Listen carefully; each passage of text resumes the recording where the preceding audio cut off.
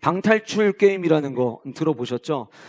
가상으로 꾸며놓은 방에 갇혀서 그 방 안에 있는 단서들을 가지고 추리를 해서 탈출하는 목적으로 만들어진 게임입니다.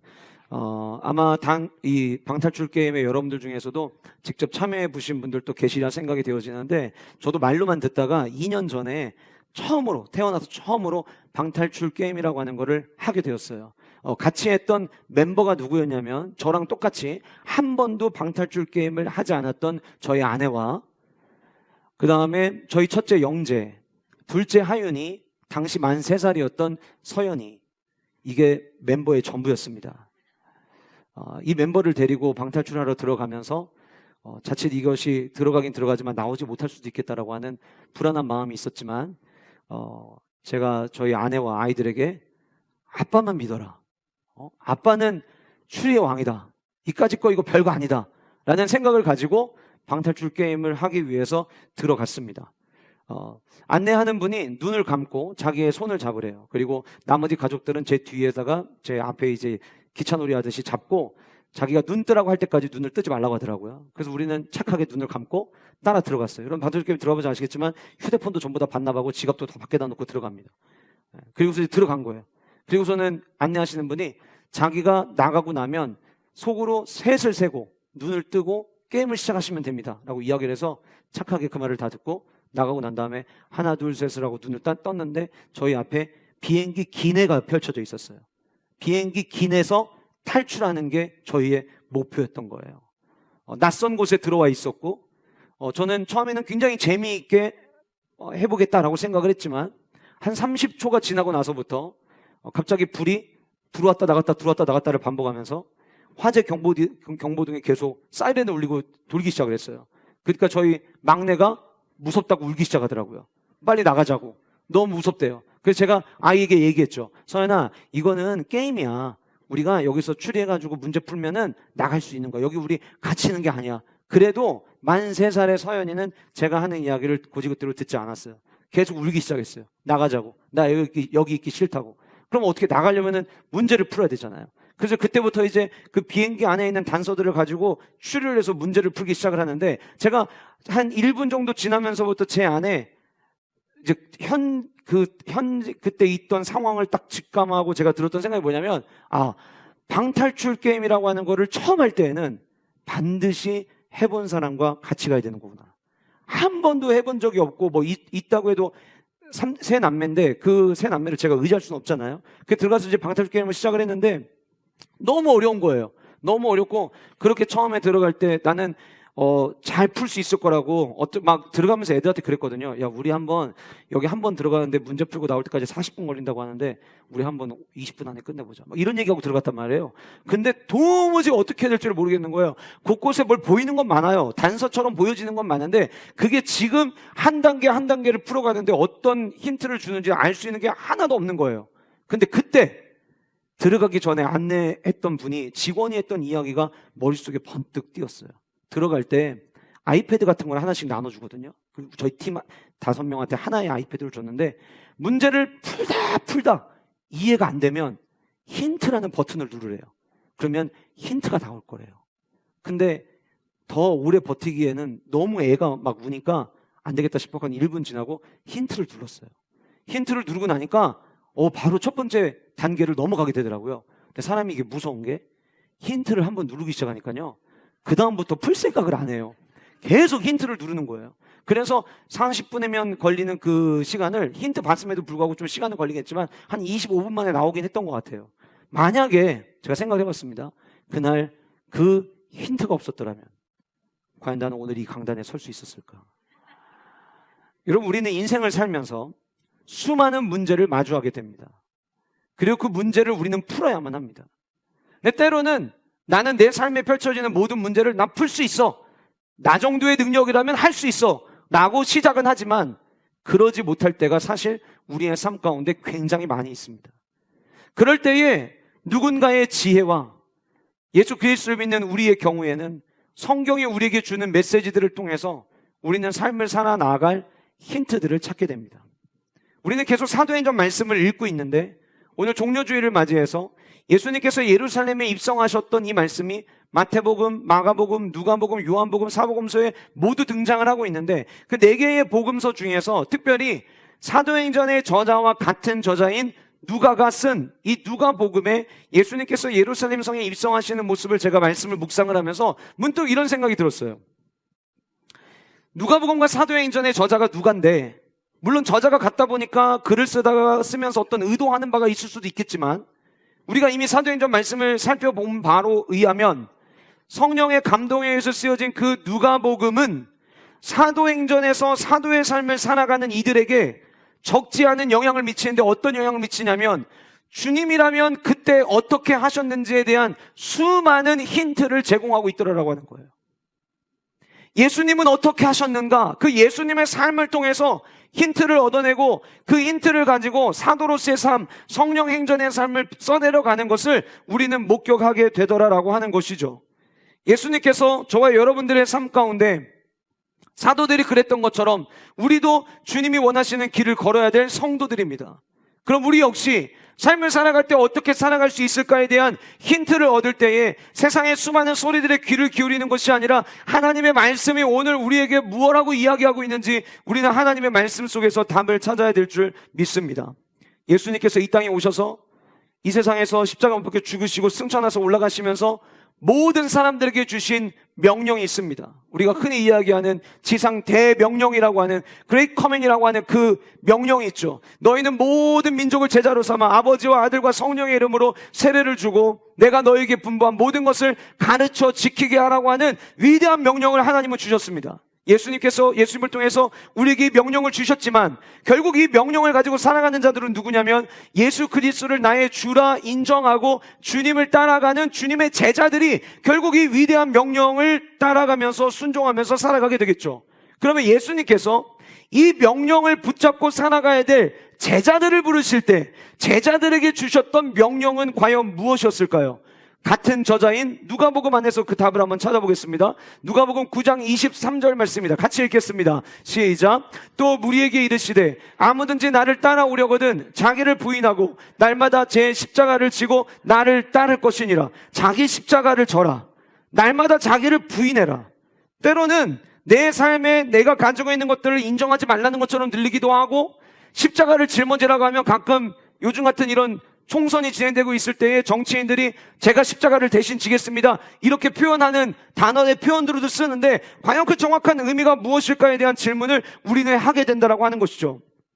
오늘 본문 누가복음 19장에 있는 이 말씀을 종려주의를 준비하기 위해서 묵상하면서 하나님 이 말씀을 통하여 이번 주에 함께 예배하는 우리 영가족들에게 주님은 어떤 은혜를 주기를 원하십니까? 라는 질문을 던지면서 말씀을 묵상해 나아간데, 하나님께서 저에게 주셨던 마음은 무엇이었냐면 누가 나를 따를 것이냐, 자기를 부인하고 자기 십자가를 지고 따르는 이 명령은 말씀해 주셨지만 과연 그 명령의 의미가 무엇인지 오늘 이 본문 속에서 하나님은 저에게 깨닫게 하신 것들이 있었습니다.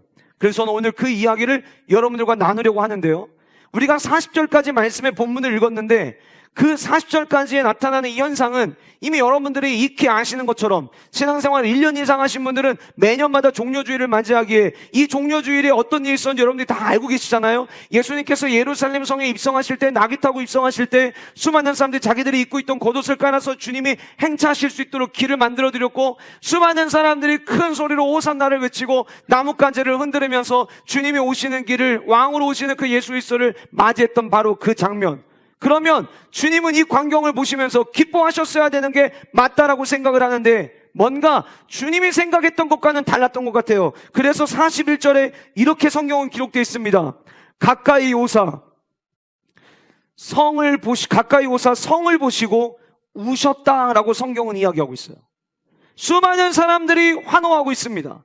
수많은 사람들이 주님을 환영합니다. 점점 예루살렘 성이 가까이 옵니다. 그런데 주님은 우셨다라고 성경은 이야기합니다. 이제 이 들어가는 이 길이 십자가에서 죽어야 되는 바로 그 길이라고 하는 두려움과 무서움 때문에 주님은 눈물을 흘리셨을까요? 그렇지 않습니다. 주님이 왜 눈물을 흘리셨는지 그 이유를 42절에 이야기합니다. 이렇게 이야기합니다. 너도 오늘 평화에 관한 일을 알았더라면 좋을 뻔하였거니와 지금 내 손에 숨겨졌도다. 자, 이 말씀 42절 말씀을 여러분들 머릿속에 잘 기억해 놓으세요.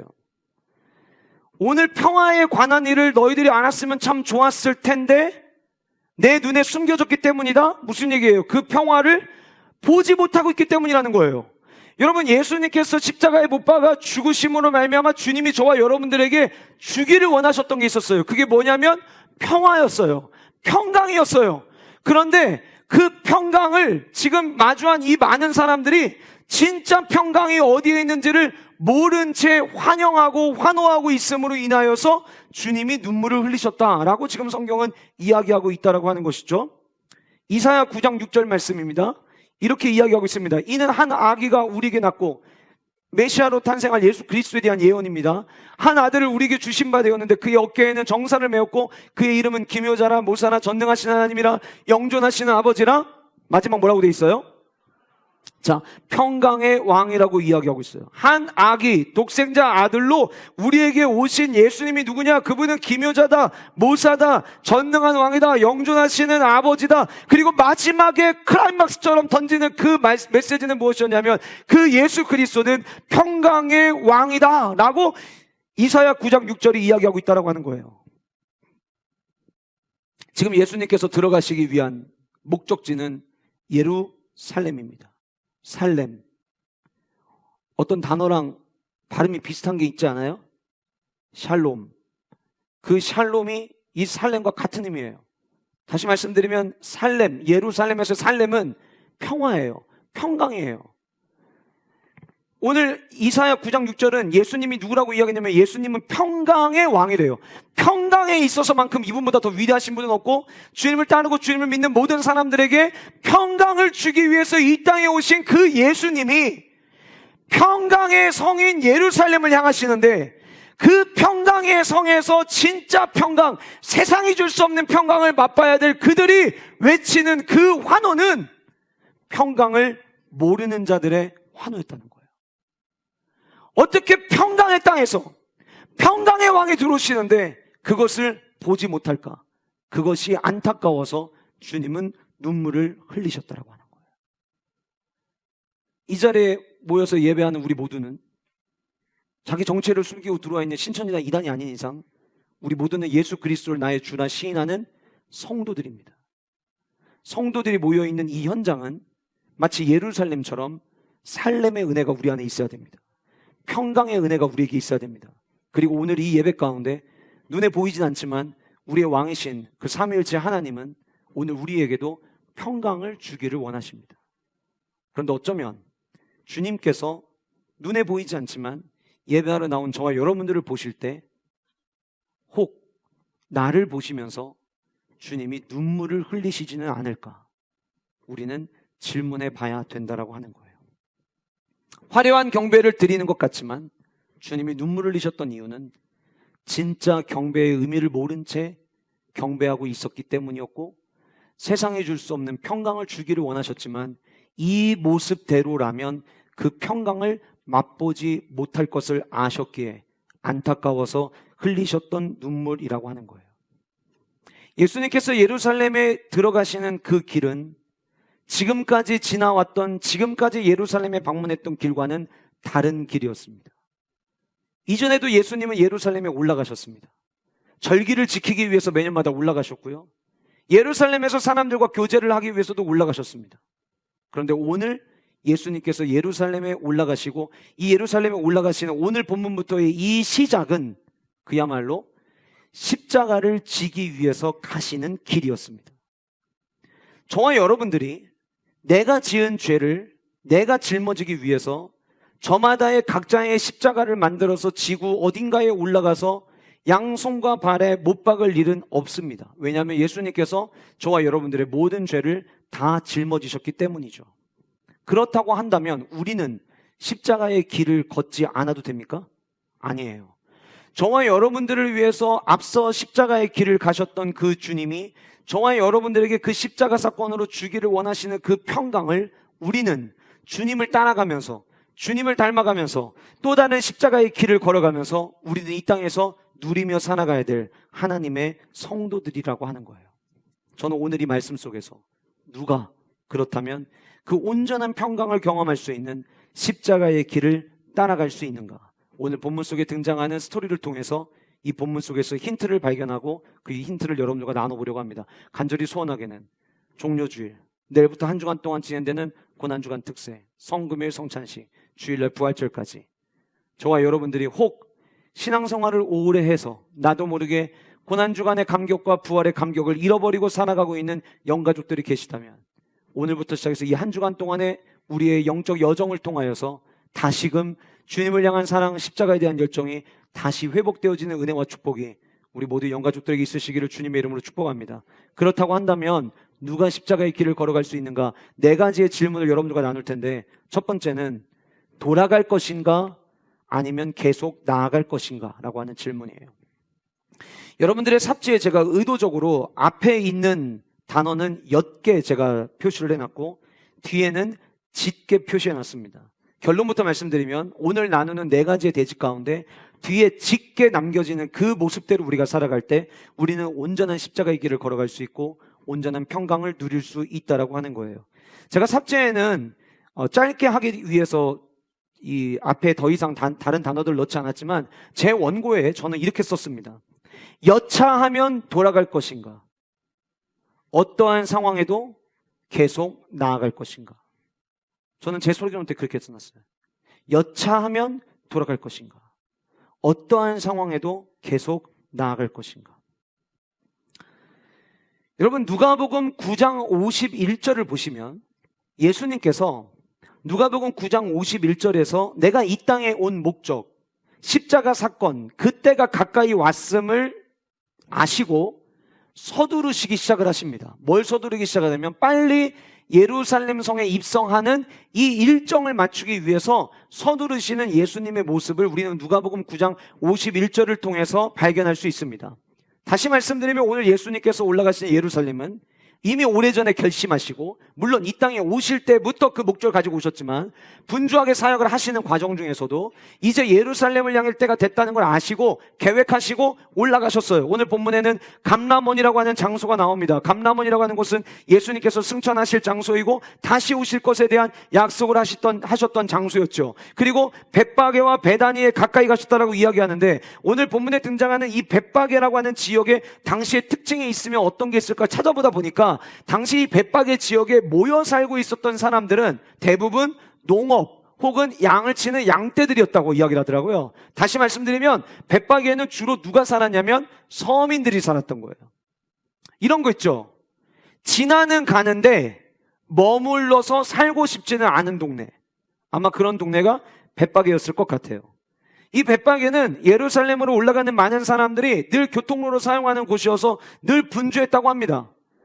그 다음 등장하는 베다니는 우리가 잘 아는 대로 죽었던 나사로가 살아났던 마리아와 마르다가 같이 살고 있었던 바로 그 지역이었습니다. 성경의 기록들을 살펴보니까 주님께서는 이 벳바게에서 눈먼 자의 눈을 뜨게 하셨고 무리를 걸으라고 이야기하셨던 그때 그 사건 또한 이 벳바게에서 멀지 않은 곳에서 일어난 사건이었다고 이야기를 하더라고요. 자, 그러면 눈먼 자 눈 뜬 일만 있었겠습니까? 성경의 모든 역사, 모든 이적, 모든 치유와 기적을 다 이야기하지는 않았을 거거든요. 예수님께서는 늘 가실 때마다 아픈 자들이 있으면 그들을 고치시고 치료하셨던 참 좋으신 치료자셨습니다. 그러면 이 벳바게에서 수많은 사람들을 고치셨겠죠. 게다가 베다니에서는 죽은 자까지 살리셨어요. 제가 뭘 말씀드리려고 하냐면 거기를 통과하신다 그러면 아마도 이 지역에 있었던 사람들은 예수님에 대해서 굉장히 우호적이었을 거라는 거예요. 주님 오시는 거에 대해서 오지 마세요 할 사람이 제가 보기에는 없었을 것 같아요. 예전에 이 말씀을 묵상할 때에는 그 뒤에 나오는 너희들이 마을 건너편으로 가보면 거기 아무도 타보지 않은 나귀 새끼가 매여 있는 것을 보게 될 텐데 그거 보게 되면 끌고 와라. 주인이 왜 가져가려고 하냐 물어보면 주께서 쓰시겠다. 주가 쓰시려고 한다라고 대답해라.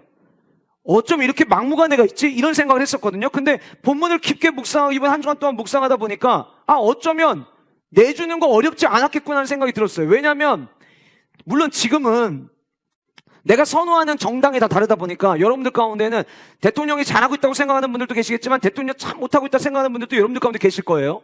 그런데 잘하고 있든 잘 못하고 있든 만약 대통령이 내 가게에 방문한다고 치면 만약 대통령이 우리 집 차 잠깐만 타겠다고 치면 아마 그거를 마다할 사람은 전 없어요 생각이 되어집니다. 당시에 예수님은 말 그대로 슈퍼스타셨어요.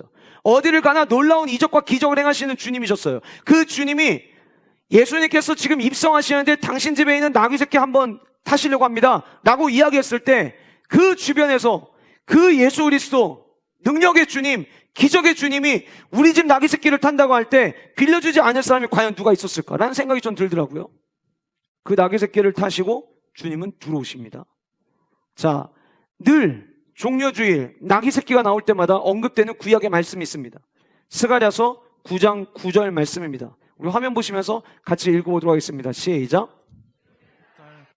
기뻐할지어다. 예루살렘에 따라 즐거이 부를지어다. 보라, 내 왕이 내게 임하시나니 그는 공의로우시며 구원을 베푸시며 겸손하여서 나귀를 타시나니 나귀의 작은 것 곧 나귀 새끼니. 자, 오늘 이 말씀을 스가랴 9장 9절 그대로 띄워놔 주시고 이 말씀과 오늘 본문의 30절 말씀을 잘 생각해야 되는데, 오늘 여기 말씀해 보시면 그는 공의로우시며 구원을 베푸시며 겸손하여서 나귀를 타시나니 이렇게 이야기하고 있어요. 그러니까 예수님이 마치 이 본문을 그냥 그대로 이해를 하면 어떻게 이해가 되냐면 예수님이 나귀를 타신 이유는 예수님이 겸손하셨기 때문이다 이렇게 읽혀질 수 있는 거예요.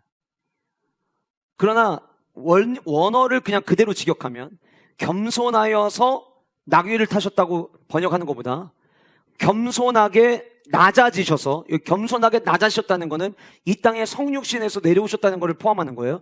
겸손하게 낮아지셔서 나귀의 작은 것 곧 나귀 새끼를 타셨다고 이야기하는 게 맞아요. 자, 그러면 이렇게 해석을 하면 예수님께서 당시에는 뭔가 왕으로 등장을 하거나 전쟁에서 승리한 장수가 돌아올 때면 말을 타고 왔는데, 예수님은 왕이시긴 왕이시지만 그분이 하늘의 권세 다 내려놓고 이 땅에 겸손하게 낮아지셔서 오셨기 때문에 주님은 굳이 말을 탈 필요가 없는 거예요.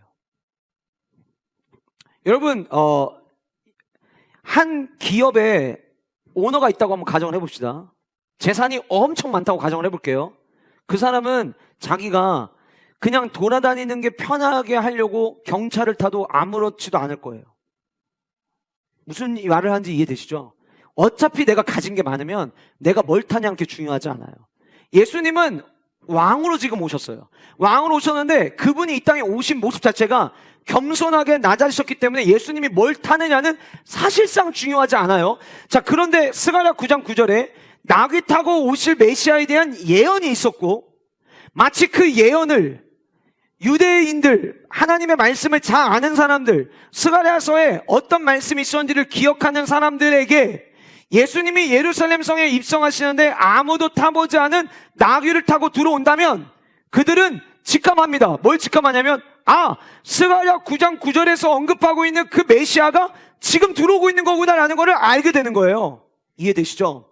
자, 오늘 본문 30절에 아무도 타보지 않은 나귀 새끼라고 이야기를 합니다. 저 예전에 이 성경 본문 가지고 설교할 때 깨끗한 거, 순결한 거, 구별된 거 이렇게 설명을 했어요. 물론 그 의미가 완전히 틀린 의미는 아니에요. 그런데 이번 주 말씀을 준비하면서 당시의 역사적인 기록을 살펴보니까 왕이 타는 말은 다른 어느 누구도 못하게 한답니다. 왕이 타는 말은 왕만 탈 수 있대요. 그러니까 여기 아무도 타보지 않은 나귀를 탔다는 거에서 성경은 지금 우리에게 뭘 이야기하려고 하냐면 그분이 겸손하게 낮아지셔서 나귀를 탈 뿐이지 그분은 아무도 타보지 않은, 왕은 자기 말만 타듯 아무도 타보지 않은 이 나귀를 탐으로 말미암아 지금 많은 이들에게 예수 그리스도께서 왕으로 오셨다라고 하는 것을 보여주기를 원한다는 거예요. 자, 그러면 So what? 그게 어쨌다고요? 여러분 잘도 보세요. 예수님이 예루살렘에 지금 태어나서 처음 올라가시는 게 아니라고 했어요. 그전에도 올라가셨어요. 절기 지킬 때마다 올라가셨어요. 근데 그때는 나귀 새끼 탄 적이 없으세요. 근데 이번에 나귀 새끼를 타셨어요. 그러면 나귀 새끼를 타는 순간 예수님에게는 돌아갈 길이 없는 거예요. 나귀를 타는 순간 온 인류를 구원하기 위한 십자가의 길을 가셔야만 하는 거예요. 제가 이번 주에 이 말씀을 묵상을 하는데 매번 예수님 나귀 새끼 타고 가신 거 알고 있었는데 이번 주에 이 말씀을 묵상하는데 주님께서 저에게 이렇게 힌트를 주시는 것 같았어요. 누가 십자가의 길을 갈 수 있는 줄 아니? 여차하면 따라가다가 뒤로 돌아서 주님 닮아가겠다고 하다가 뒤로 돌아서 말씀대로 살아가겠다고 말하다가 뒤로 돌아서 돌아갈 길을 만들어 놓은 사람들이 십자가의 길을 따라가는 게 아니라 주님, 저는 이제 돌아갈 길이 없습니다. 죄인된 저를 구원하신 예수 그리스도의 품 외에는 주님, 제가 갈 곳이 없습니다. 저는 이제 주님만 바라보고 가겠습니다. 돌아갈 길이 없이 계속 나아가기로 결단한 자들이 십자가의 길을 걸을 수 있다라고 하는 것이었어요. 일단 한번 가보고, 일단 한번 해보고, 그러다가 정 힘들면 그럼 그때 안 가면 되지.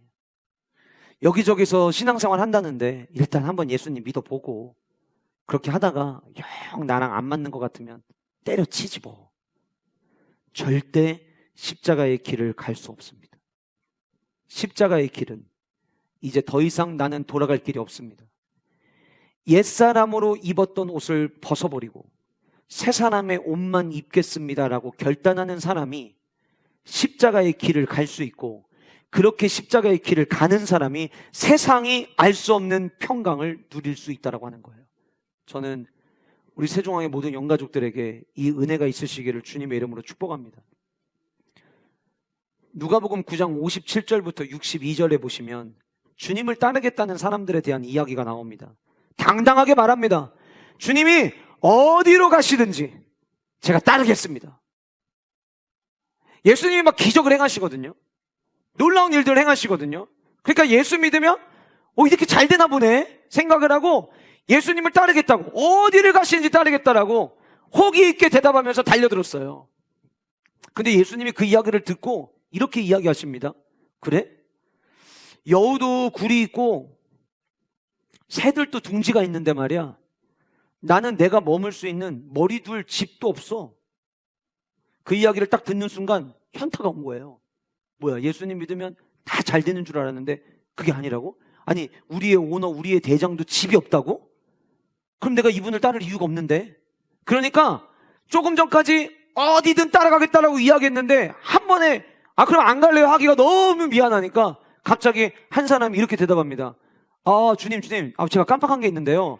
제가 저희 아버지 장사부터 좀 지내고 오겠습니다. 여러분, 당시 장사를 지낸다는 표현은 오늘 돌아가셔가지고 장례기간이어서 장례를 치르고 오겠다는 의미가 아니에요. 여러분, 여기 계신 모든 분들은 언젠가 세상을 떠나게 돼 있어요. 이거를 공감을 안 하시면 여러분들 무서운 분들이신 거예요. 우리 언젠가 세상을 떠나게 돼 있어요. 그런데 여러분 보세요. 지금 아버지를 장사하고 있다는 말은 뭐냐면 아버지가 언제 돌아가실지 몰라요. 물론 아버지가 아파요, 많이. 예를 들어서.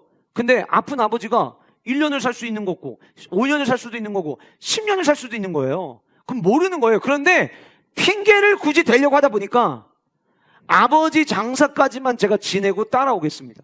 조금 전까지만 해도 어디든지 가겠습니다 했던 그 사람이 핑계거리를 찾는 거예요. 그리고 갔어요. 그리고 남아있는 사람이 머리를 막 돌리는 거예요. 주님. 제가 주님 따라가긴 따라갈 건데 가족들이랑 인사를 안 하고 왔네요. 저 인사 좀 하고 올게요. 여러분, 이거 따라가겠다는 거예요? 안 가겠다는 거예요? 안 가겠다는 거예요. 그리고 나서 예수님께서 9장 62절에 이렇게 말씀하십니다. 같이 우리 함께 읽어보겠습니다. 시작. 예수께서 이르시되 손에 쟁기를 잡고 뒤를 돌아보는 자는 하나님의 나라에 합당하지 아니하니라. 하나님의 나라에 합당하지 않는다. 제자도의 삶을 살아가는 거 말이 안 된다. 제자의 길, 십자가의 길 못 간다. 누가 못 가느냐? 뒤돌아보는 사람. 돌아갈 길이 있는 거 쳐다보는 사람. 그 사람은 하나님 나라랑 어울리지 않아. 하나님 나라에 들어갈 수 없어. 제자도의 삶 살기 어렵다. 여러분, 아무리 세계 신기록을 가지고 있는 육상 선수를 할지라도요, 100m를 아무리 빨려서 9초 때 끊는다 할지라도 그 균형 감각이나 또 어떻게 하면 속도를 낼 수 있는지 잘 아는 사람이라 할지라도요, 천천히 대충대충 뛰어가는 거 말고 전력 질주하면서 넘어뜨릴 수 있는 방법은 단 한 가지입니다. 뒤돌아보고 뛰게 하는 거예요. 아무리 균형 감각이 좋아도요, 뒤돌아보고 뛰는 사람은 무조건 넘어지게 돼 있습니다. 왜 신앙생활 하다가 우리는 그렇게 자주 넘어질까요? 사실 어쩌면 주님만 바라보고 전력 질주하면 넘어지지 않을 수 있는데, 주님만 바라보고 달려가다가 내 뜻대로 안 되는 것 같아서 뒤돌아보고, 괜히 예수님 믿기 시작했나? 그래서 십자가의 도를 따르던 그 전에 내 삶을 바라보고 이전의 나의 모습 기웃거리다가 넘어지고 까이고 쓰러지고 아파하는 건 아닐까요? 저는 우리 세종왕의 모든 영가족들이 이번 한 주간 동안 만약에 우리 안에 흐트러진 모습이 있다면, 십자가의 길을 따라가는 제자로서 제자도의 모습에서 벗어난 모습들이 있었다면, 이번 이 한 주간의 우리의 삶을 통하여서 다시금 주님, 내일 일은 모르겠습니다. 주님만 바라보겠습니다. 주님만 따라가겠습니다. 전력 질주하겠습니다. 표대를 향하여 나아가겠습니다 라고 말할 수 있는 은혜와 축복이 우리 모든 영가족들에게 있으시기를 주님의 이름으로 간절히 소원합니다. 평강의 축복은 십자가의 길에서만 만날 수 있고, 그 십자가의 길은 뒤돌아보지 않고 앞으로 나아갈 때에 온전히 갈 수 있는 길입니다. 사랑하는 아내가, 사랑하는 남편이, 부모님이, 자녀들이 주님만 바라보지 못하고 달려가고 있는 것처럼 보이거든 이번 한 주간 동안 같이 깨워주세요. 같이 갑시다. 힘들어도 갑시다. 물론 여러분 힘들어요. 새벽 5시에서 30분 뒤로 늦춰졌어도 새벽에 일어나시면 피곤하실 수 있어요. 그런데 여러분, 나를 위해 주님은 죽으셨어요. 저는 1년에 한 번 이 고난주간은 우리의 신앙의 영적 리셋 버튼을 다시 누르는 시간이라고 생각합니다. 매 365일 다 새벽 예배 나오는 거 아니고, 일주일에 어쩌면 한 번밖에 못 나오는 분들도 여러분들 가운데 다수가 계실 텐데, 그 한 주간 예수 그리스도의 십자가 생각하면서 그 십자가의 길을 따라가겠다고 결단하고 함께 나와 예배하는 우리 모두가 될 수 있기를 간절히 소원합니다. 두 번째로 우리가 던져야 될 질문은, 형식을 갖춘 쇼인가 아니면 왕께 드리는 경배인가 라고 하는 거예요. 33절에 나귀 새끼를 풀 때에 임자들이 이르되 어찌하여 나귀 새끼를 푸느냐, 대답하되 주께서 쓰시겠다 하고 이렇게 했어요. 주께서. 여기서 주께서라고 하는 단어는 영어로 마스터를 이야기하는 게 아니라 더 로드를 이야기하는 거예요. 헬라 원어 호 퀴리오스, 우리의 구원자 되시는 그 주인, 왕 되신 분, 그걸 얘기하는 거예요. 그래서 제가 왕께 드리는 경배여야 된다라고 하는 이 두 번째를 제가 강조를 하고 싶은 거거든요. 주님께서 쓰시겠다 해라. 그래서 어떻게 했어요? 예수께로 끌고 오고 제자들, 나귀를 가지려고 했던 제자들이 일단 자기들이 입고 있던 겉옷을 벗어가지고 그 나귀 위에, 만약에 말이라고 하면 말의 안장에 있듯이 나귀 위에 안장처럼 덮었어요. 예수님을 거기 모십니다. 36절. 그 예수님이 나귀의 안장, 겉옷으로 만든 안장에 예수님이 타시고 들어오실 때에 36절, 그들이, 여기서 말하는 그들은 벳박에, 베다니, 예루살렘 유월절 절기를 지키기 위해서 올라가던, 당시 유월절 절기가 되면 200만 명이 예루살렘에 모였거든요. 그 수많은 사람들이 여기저기에서 들리는 소문들이 있는 거예요. 저분이 그렇게 대단하신 분이라며 그 얘기를 들으면서 자기들이 입고 있던 겉옷을 길가에 펼쳤습니다. 열왕기하 9장에 보면 예후라고 하는 인물이 왕으로 등극할 때 많은 사람들이 예후를 왕으로 맞이하기 위해서 우리는 너무 기쁜 마음으로 당신을 우리의 왕으로 맞이하겠습니다라고 하는 의미로 했던 게 뭐냐면, 그들이 입고 있던 겉옷을 벗어가지고 왕이 가는 길에 깔아줬던 거예요. 제가 34절 35절을 읽어 내려가고 36절에 그들이 자기의 겉옷을 길에 펴더라 읽고 난 다음에 제 성경책 옆에다가 이렇게 적었어요. 어디서 들은 건 있어가지고, 어디서 들은 건 있어가지고 왕이 입장하실 때 어떻게 해야 되는지를 알고 있었던 거예요. 여러분, 들은 게 많고 아는 게 많은데 성령의 충만함을 받으면 그 들은 거 많은 거 아는 거 많은 게 우리로 하여금 최고의 신앙의 기쁨을 맛보게 합니다. 근데 반대로 들은 거 많고 아는 거 많은데 성령의 역사가 없으면 진짜 화려한 쇼만 합니다. 쇼만 하는 거예요. 왕께 드리는 경배를 해야 되는데, 왕께 드리는 예배를 해야 되는데, 예배와 경배를 하는 게 아니라 그냥 쇼를 하는 거예요. 예배하는 것 같은 쇼, 은혜가 있는 것 같은 쇼, 간절해 보이는 것 같은 쇼, 십자가의 은혜를 뭐 좀 아는 것 같이 보여주는 쇼. 그러나 경배는 없는 거죠. 여러분, 예수님께서 원하시는 것은 호 퀴리오스, 만유의 왕 되시고 주인께 온전한 경배를 드리기를 원했지만 그들은 보이기 좋은 쇼를 한 거예요. 왕이니까, 왕으로 오시니까 적어도 이 정도는 해야지. 쇼하는 거예요. 목사님, 그걸 쇼라고 그렇게 단정 지을 수 있습니까? 진짜 진심일 수 있잖아요. 진짜 진심이었으면 제가 말씀드렸잖아요. 예수님이 왜 우시겠습니까? 그들의 진심의 마음을, 주님은 사람의 마음을 꿰뚫어 보시는 분인데 그들의 마음이 진심이었다면 주님이 눈물을 흘릴 이유가 없죠. 아, 이들은 평강을 아는 사람들이구나. 그럼 감격해서 울으셔야죠. 근데 그러지 않으셨어요. A.W. 토저가 쓴 제자도라고 하는 책이 있습니다. 그 책에 참된 제자도를 대신하려고 하는 게 우리 가운데 너무 많다. 우리 모두가 제자도의 삶을 살아가야 되는데, 십자가의 길을 걸어가야 되는데, 십자가의 길을 걸어가는 이 제자도를 대신하려고 하는 게 너무 많다는 거예요. 그러면서 그 중에 하나, 그 제자도를 대신하려고 하는 것 중에 하나, 뭐를 언급하냐면 열성적인 종교 활동을 언급을 해요. 어쩌면 거기는 예배도 포함될 거고요, 찬양할 때 뜨겁게 박수하는 것도 포함될 수 있어요. 근데 A.W. 토저가 뭐라고 이야기하냐면 그 열성적인 종교 활동이 제자도를 대신 자꾸 하려고 한다. 다시 말씀드리면 제자도가 아닌데 제자도인 것처럼 보이게 한다는 거예요. 그래서 그 책에 이렇게 이야기를 하고 있습니다. 수많은 사람들이 그리스도를 위해 꼭 이루어져야 한다고 생각하는 일들을 자기들 생각에 가장 좋은 방법으로 행하려고 한다. 다시 보여주세요, 여러분. 잘 보세요, 여러분. 그리스도를 위한 예배는, 경배는 나를 위한 게 아니에요. 동의하십니까? 여러분들 여기 지금 예배하러 오셨지만 예배는요, 자기 만족을 위해서 하는 게 아니에요. 예배는 예배 받으시기 합당하신 하나님께 드리는 거예요. 그런데 수많은 사람들이 그리스도를 위해서, 하나님을 위해서 꼭 해야 되는 거, 내가 다른 건 못하지만 일주일에 주일날 가서 예배 드리는 거는 꼭 해야 돼. 그런데 그 꼭 해야 된다는 그 일도 자기들 생각에 가장 좋은 방법으로만 하려고 한다는 거예요. 그 다음에 이렇게 이야기를 했어요.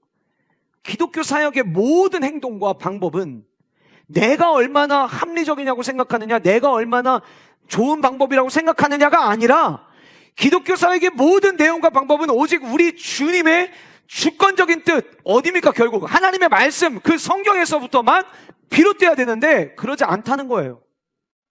계속해서 이야기합니다. 그러나 우리 가운데 바쁘게 움직이는 사람들은 이 사실을 무시하고 그들 자신의 방법들을 생각해낸다. 바쁜 게 문제예요.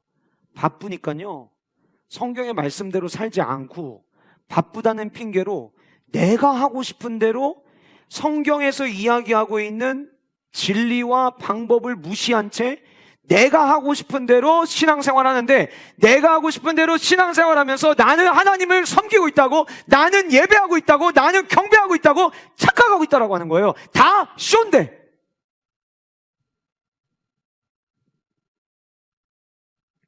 하나님의 말씀에서 다 불순종하는 건 아니에요. 순종하는 것도 있어요. 근데 순종하는 것도 있는데 어떤 거는 하나님 말씀에 내가 동의를 안 해갖고 내가 하고 싶은 대로 하는 거예요. 여러분, 우리가 이단을 얘기할 때 이단은 우리랑 다 틀리는 줄 아세요? 우리가 하는 얘기 거의 다 똑같이 합니다. 근데 끝이 다르면 그게 이단인 거예요. 교회를 다니는데 이단이 될 수 있어요. 내 생각대로 내 합리적인 방법을 추구하다가 우리의 모든 신앙생활의 방법은 성경에서만 나와야만 하는 겁니다. 우리는 진짜 예배를 드려야 됩니다. 내가 드리고 싶은 예배가 아니라 하나님이 원하시는 예배를 드려야 됩니다. 그러기 위해서 우리는 어떻게 예배드느냐? 성경은 이렇게 이야기합니다. 하나님이 영이시기 때문에 영과 진리로 예배할지니라. 하나님은 지금도 영과 진리로 예배하는 자를 찾으신다라고 성경은 이야기하고 있어요. 그래서 여러분, 우리가 하나님이 기뻐하시는 온전한 예배를 드리기 위해서 우리의 몸을 하나님이 기뻐하시는 산 제물로 드려야 되고, 그 예배를 드릴 때 그 예배가 영적 예배가 될 수 있다라고 성경은 이야기하고 있어요. 하나님이 영이시기 때문에 우리의 육신이 쇼하는 건 아무 의미가 없어요. 하나님이 영이시기 때문에 우리가 영으로 하나님 앞에 예배할 때 그 예배를 하나님은 받으신다라고 하는 거예요. 그럼 여러분, 제가 조금 전에 언급했던 우리의 몸을 하나님이 기뻐하시는 산 제물로 드려라, 이는 너희가 드릴 영적 예배니라라는 이 말씀이 로마서 12장 1절에 나오거든요. 그 로마서 12장 1절에 이 말씀이 나오면서, 그러면 그 영적 예배를 드리려면 어떻게 해야 되느냐에 대한 말씀이 로마서 11장 36절에 나옵니다. 같이 함께 읽어보겠습니다. 시작. 만물이 주에게서 나오고 주로 말미암고 주에게로 돌아감이라. 그에게 영광이 세세히 있을지어다. 자, 보세요 여러분. 이는 만물이 어디에게서 나온대요? 주에게서 나오고, 그러면은 from God이에요. 하나님으로부터 출발하는 예배. 두 번째, 주로 말미암고 by God, through God, 그 하나님에 의해서 하나님을 통과한 예배.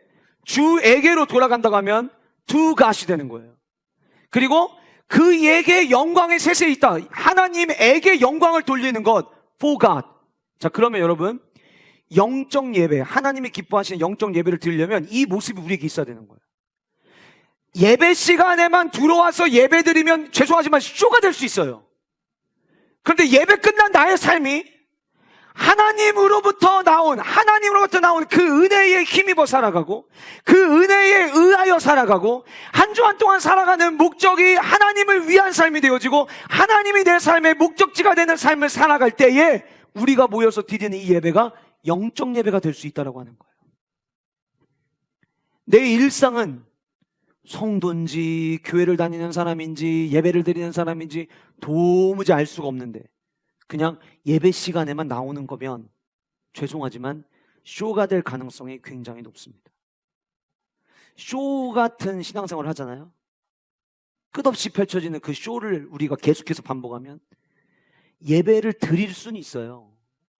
그런데 평강은 못 누려요. 쇼만 하면 계속 더 화려한 것만 찾게는 돼요. 어떻게 하면 더 은혜로워 보일까? 어떻게 하면 더 저 사람들이 나를 신앙생활 잘하는 사람이라고 볼 수 있을까? 그런데 정작 내 안에 세상이 줄 수 없는, 주님만 주실 수 있는 그 평강은 없다라고 하는 거예요. 여러분, 왜 하나님께서 그렇게 경배받으시기 좋아하신 하나님께서, 예배하는 거 그렇게 좋아하신 하나님께서, 오죽 예배하는 걸 좋아하시면 레위기 전체에 어떻게 예배해야 되는지 그렇게 하나부터까지 다 가르쳐 주신 거 아니에요? 그 하나님께서 이스라엘 백성들에게 이렇게 말씀하십니다. 너희들 내 앞에 와서 예배 드리는 거, 나한테 올 때 가지고 오는 재물 역겹다, 토해내고 싶다. 왜 그러셨을까요? 겉과 속이 다른 가증됨 때문이었어요. 여러분, 우리가 사람과 사람이 교제를 할 때에도 앞에서 하는 행동과 뒤에서 하는 행동이 다르면 역겨워, 재수없어, 어쩜 저렇게 사람이 겉과 속이 다르지? 우리가 이렇게 하는데, 내가 삶 속에서 로마서 11장 36절의 삶을 살지 않고 나와가지고 손 들고 찬양하고 기도하고, 주님이 말씀하시는 거예요. 미안한데 너 오늘 참 하는 거 바쁜데 예배 시간 예배 드리려고 여기까지 왔는데 나 오늘 너의 예배가 너무 역겹다. 내가 토할 수 있다면, 토해서 뱉어낼 수 있다면 네가 드린 예배 내가 토해서 내뱉고 싶다. 왜 그렇게 되는 거예요? 진짜 경배가 아니라 쇼가 돼버리면 하나님은 우리의 예배를 받지 않으세요. 누가 십자가의 길을 갈 수 있는가? 저는 오늘 이 본문에서 주님께서 우리에게 주시는 두 번째 힌트라고 생각합니다. 왕께 드리는 경배할 때 우리는 그 길을 걸어갈 수 있다라고 하는 거예요. 세 번째로, 누가 십자가의 길을 갈 수 있는가에 대해서 던져야 되는 질문은 소원을 담은 노래인가 아니면 믿음의 찬양인가라고 하는 거예요. 소원을 담은 노래냐 아니면 믿음의 찬양이냐. 여러분, 37절에 보면 이미 감람산 내리막길에 가까이 오심에 제자의 온 무리가 자기들이 본 바 모든 능한 일로 인하여 기뻐하며 큰 소리로 하나님을 찬양했다라고 이야기하고 있어요. 그냥 뭐 이렇게 우리 가끔 찬양하다 보면은 막 빠른 찬양 부르는데도 가끔 이렇게 얼굴이 무표정으로 부르시는 분들 계신데 여기 있던 사람들 그러지 않았대요. 다 기뻐했대요. 그리고 립싱크한 사람 없었어요. 큰 소리로 찬양을 했대요. 그럼 하나님, 예수님께서 좋아하셨어야죠. 기뻐하며 큰 소리로 찬양했음에도 불구하고 예수님은 눈물을 흘리셨어요. 주님이 원하시는 찬양이 아니었다라고 하는 거죠. 그럼 왜 그랬을까요? 여러분, 이사야 43장 21절 우리가 잘 아는 대로 하나님께서 우리를 지으신 목적은 저와 여러분들을 통해서 하나님의 이름을 찬송하게 하기 위함이다. 우리가 찬송 부르기 위한 목적으로 주님은 우리를 지으셨어요. 찬양은 그래서 굉장히 중요합니다. 시편 22편 3절 말씀에 보면 하나님이 어디 계시는가에 대해서 성경은 이렇게 이야기합니다. 이스라엘의 찬송 중에 거하시는 주여, 주는 거룩하십니다. 주님이 어디 거하신다고 이야기하냐면 찬송 중에 거하시는 주라고 이야기하고 있어요. 우리가 찬송할 때 그 찬송 중에 주님이 거하신다라고 하는 거예요. 그러면 여러분, 우리가 찬송을 부르는 이유는 우리가 예배 시간에도 함께 찬양하자. 여러분, 예배의 목적은 뭐예요? 예배의 목적은 하나님의 살아계심의 임재와 그분의 영광을 경험하는 게 예배의 목적이에요. 그리고 예배의 시간에서 드려지는 찬양은 그 하나님의 임재와 영광을 경험하기 위하여 통과하는 은혜를 향해 갈망해 나아갈 때 우리가 하는 것이 찬양이에요. 역대하 5장 13절 말씀인데요. 우리 같이 함께 화면 보시면서 읽어보시겠습니다. 시작. 나팔 부는 자와 노래하는 자들이 일제히 소리를 내어 여호와를 찬송하며 감사하는데 나팔 불고 재금 치고 모든 악기를 울리며 소리를 높여 여호와를 찬송하여 이르되 선하시도다 그의 자비하심이 영원히 있도다 하매 그때의 여호와의 전에 구름이 가득한지라. 구름, 성경에서 구름은 하나님의 임재를 상징합니다. 다시 말씀드리면 언제 하나님의 임재가 있었다라고 지금 역대하 5장 13절에 이야기하고 있냐면 여러 가지 방법으로 온 마음 다해서 하나님을 찬양할 때 그 가운데 하나님의 임재가 있었다라고 이야기하는 거예요. 우리 지난주에 함께 살펴봤던 옥에 갇혔어요. 절망의 상황이에요. 근데 바울과 실라가 기도합니다. 기도해서 멈추지 않았어요. 그들이 찬미했어요. 찬송을 불렀다고 성경은 이야기하고 있어요. 그때 지하 깊은 곳에 있었지만 그 옥문이 발에 있던 착고가 다 풀어헤쳐지고 자유함을 얻게 되었던 역사를 우리는 지난주에 살펴봤어요. 기도와 찬양했던 그 자리에 비록 지하 감옥이었지만 그 지하 감옥에 하나님이 임재하신 거예요. 이처럼 찬송은 하나님의 임재를 초청해내는 엄청난 무기입니다. 성도에게 찬양할 수 있다라고 하는 것은 그래서 엄청난 특권인 것이죠. 문제는 그들이 기뻐하고 큰 소리로 찬양을 했는데 그럼에도 불구하고 주님께서 눈물을 흘리셨던 이유는 왜 그들이 기뻐하고 왜 그들이 큰 소리로 찬양했느냐라고 하는 거예요. 37절 본문은 이렇게 이야기합니다. 자기들이 본 바 모든 능한 일로 인하여. 왜 이렇게 기뻐했냐면, 왜 이렇게 큰 소리를 쳤냐면 자기들이 보고 들어왔던 놀라운 일 때문이었다라고 이야기하고 있어요. 자, 눈먼 자를 눈뜨게 했다. 자, 그러면 예나 지금이나 고치기 힘든 질병일수록 치료하는데 재정적인 필요가 굉장히 많이 필요할 거예요. 우리 잘 아는 대로 성경에 보면 12년 동안 혈루증을 앓던 여인이 나오는데 그 여인이 이렇게 얘기합니다. 제가 그동안 많은 효험이 있다고 하는 의사들을 다 찾아다녀봤는데 아무 소용이 없었습니다. 그 말 속에는 여러 가지가 의미가 담겨져 있어요. 그 여인은 혈루증 때문에 12년 동안 재정을 치료비로 다 쓴 거예요. 의사 아무나 찾아갑니까? 의사 효험 있다는 사람 찾아가면 찾아갈수록 진료비는 더 비싸요. 그러니까 이 여인은 자기의 질병 때문에 계속 마이너스를 기록한 거예요. 삶 속에서. 재정적으로 힘들었을 거예요. 지금 그러면 여기 등장하는 이 주변에 있었던 사람들, 지금처럼 막 의술이 발달되지 않고 진짜 신의 특별한 은총이 아니면 고침받을 수 없는 다양한 질병들이 얼마나 많았겠어요? 그 이야기를 들은 사람들이 예수님이 입성하신다는 이야기를 듣고 구름대처럼 몰려왔어요. 구름대처럼 몰려와서 자기들이 입고 있던 겉옷을 벗어서 깔고 노래하기 시작합니다. 왜 노래했느냐? 자기들이 본 것 때문이었다. 그럼 여러분, 이 말 속에는 어떤 의미를 포함하고 있냐면 그들의 노래는 내가 들었던 그 소문 속에 등장하는 그 기적 같은 일들, 그 놀라운 일들이 오늘 나에게도 일어나기를 꿈꾸는 바람이 그들 안에 있었다라고 하는 거예요. 예를 들면 이런 거죠. 그 중에 만약에 누군가가 질병 가운데 있었다고 가정을 해봅시다. 예수님은 어떤 병이든 고칠 수 있다는 이야기를 듣고 그들 큰 소리로 노래했을 거예요. 이제 이분이 왕으로 등극하시는데 내가 더 큰 소리로, 더 뛰면서 예수님의 눈에 띄게 찬양하면 나중에 왕으로 등극했을 때, 야, 그때 내가 말이야, 그 예루살렘 성에 입성할 때 그 파란색 옷 입고 있었던 사람, 그 사람 좀 찾아와봐. 그 사람은 내가 고쳐줘야 될 것 같아. 혹 그러지 않을까라고 하는 기대 심리가 그들 안에 있었을 거라는 거예요. 하나님의 임재를 경험하고 주님의 임재를 초청하는 도구요, 우리에게 축복의 통로인 찬송이 믿음의 찬양이 아니라 내 소원의 찬양이 돼버리면 주님은 그 모습 속에서 눈물을 흘리신다는 거예요. 물론 여러분, 우리의 삶 가운데 소원하는 일들, 꿈꾸는 일들 있을 수 있어요.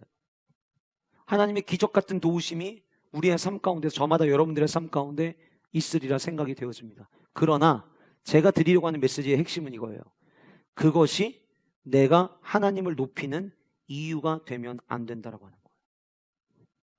진짜 우리가 찬양해야 될 이유는 내게 주신 십자가의 은혜와 그 감격, 나를 위해 예수님이 죽으셨다는 그 믿음에서부터 우리는 찬송이 시작돼야지, 내가 찬송 열심히 하면 나에게도 이런 일이 일어나겠지? 그렇게 되잖아요. 그럼 나중에 어떤 일이 일어나는 줄 아세요? 그 일이 안 일어났을 때 주님을 떠나는 거예요.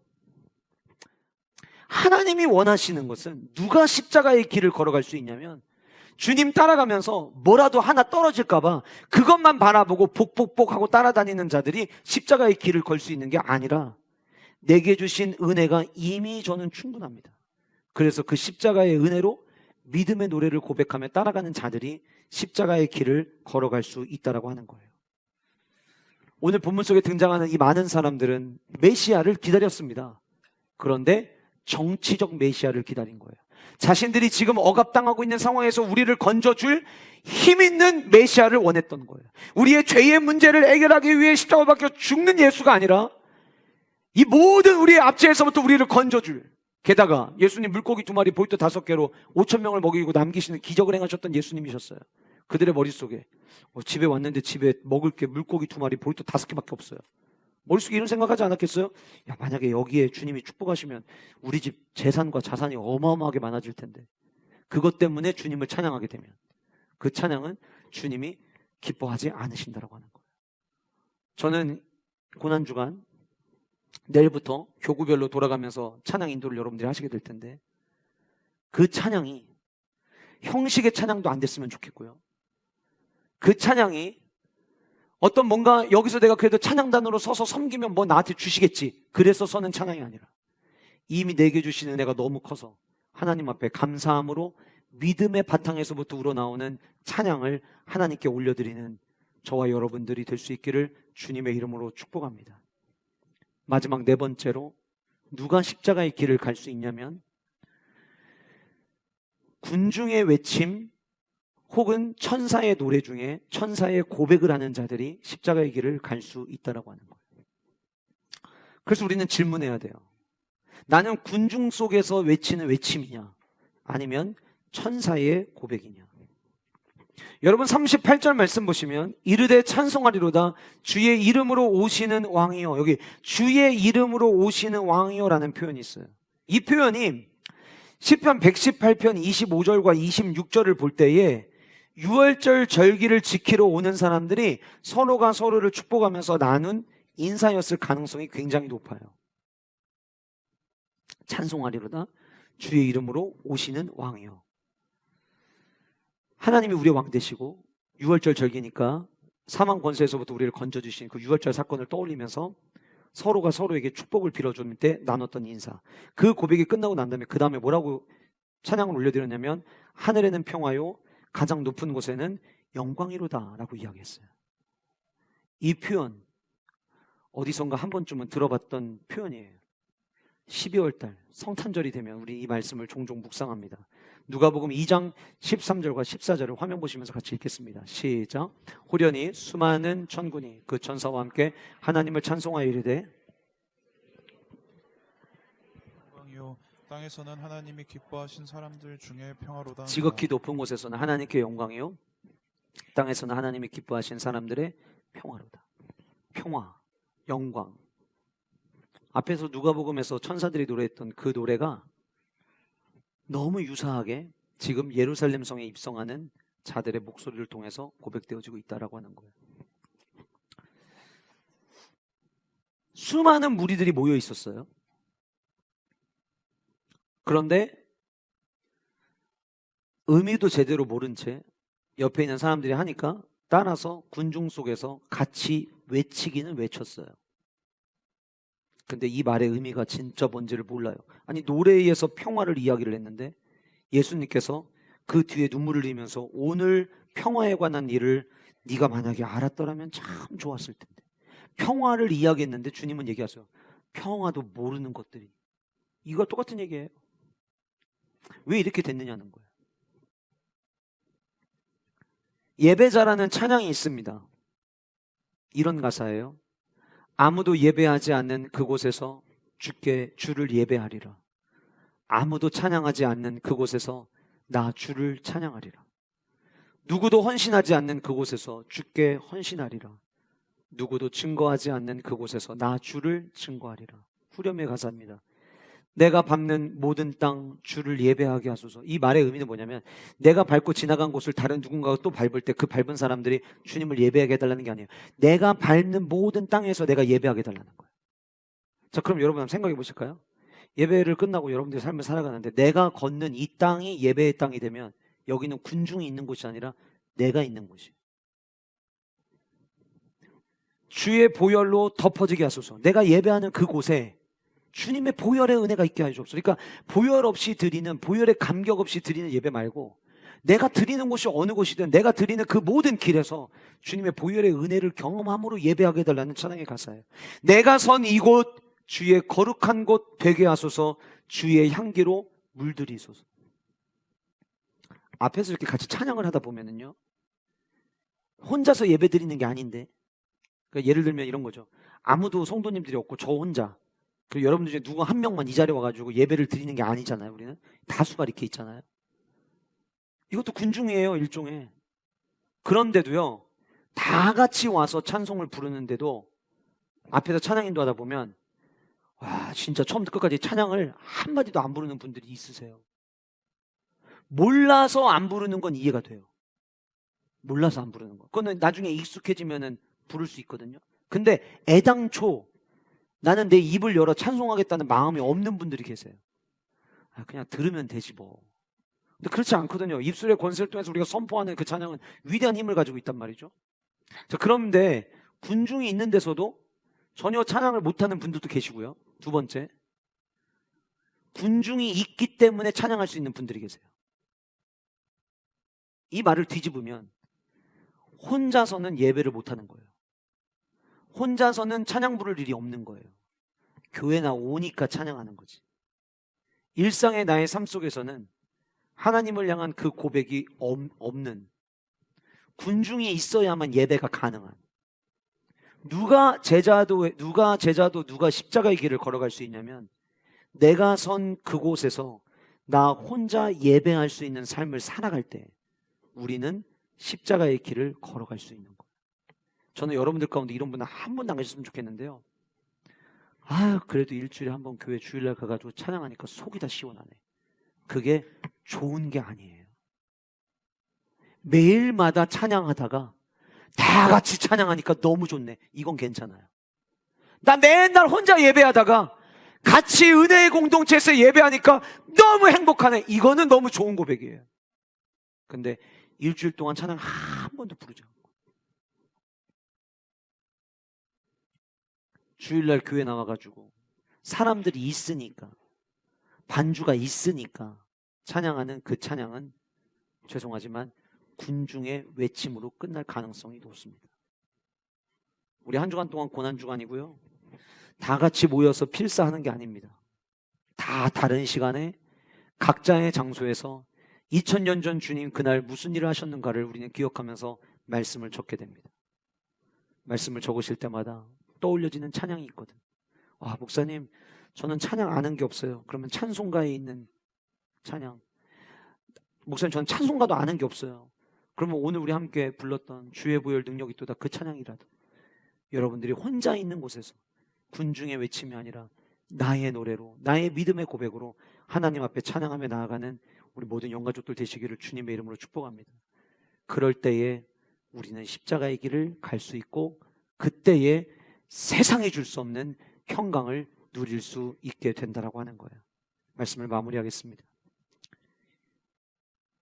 2000년 전 예수님께서는 저와 여러분들을 구원하시기 위해서 먼저 십자가의 길을 앞서 가시면서 수많은 사람들의 환호를 들으시고 눈물을 흘리시면서 저와 여러분들에게 내가 갔던 이 길, 따라와야 되는 너희들의 삶에 이 길을 끝까지 걷기 위해서 필요한 게 무엇인지 우리에게 힌트로 남겨주셨습니다. 이제 저와 여러분들이 그 십자가의 길을 가야 될 차례입니다. 주님이 먼저 가신 그 길을 따라가면서 이번 한 주간 동안 아무런 자격도 없고 조건도 없는 나를 위해 십자가에서 못 박혀 죽으신 그 예수 그리스도 앞에 전심으로 감사하고 그 십자가에 은혜가 있었기에 오늘의 내가 있었음을 고백함으로 말미암아 주님 뒤돌아서지 않겠습니다. 주님만 바라보며 나아가겠습니다를 고백하는 우리 세종왕의 모든 영가족들 되시기를 주님의 이름으로 축복합니다.